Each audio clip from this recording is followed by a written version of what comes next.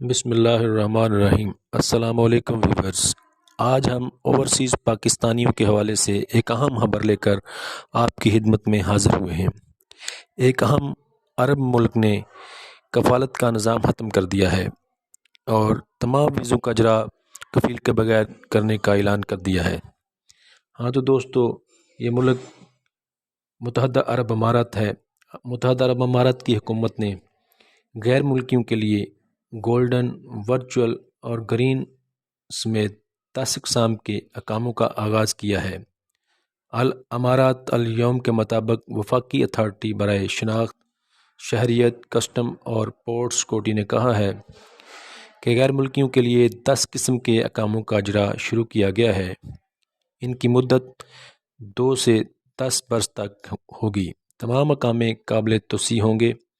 نئے اقامہ نظام میں سرمایہ کاروں، تاجروں، سائنسدانوں، ماہرین، ممتاز طلباء، فلاحی خدمات، ڈاکٹروں اور زندگی کے تمام شعبہ کے ہنرمندوں کے لیے ویزوں اور اقاموں کی سہولت دی گئی ہے۔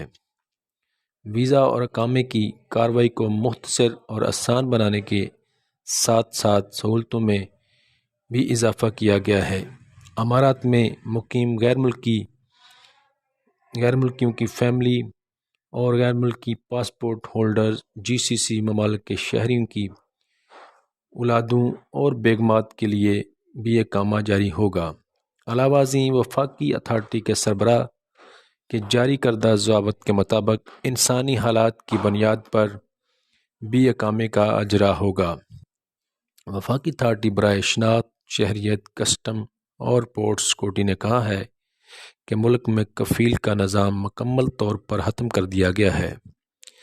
نئے ویزوں کے نظام میں کفیل کے لیے کوئی جگہ نہیں۔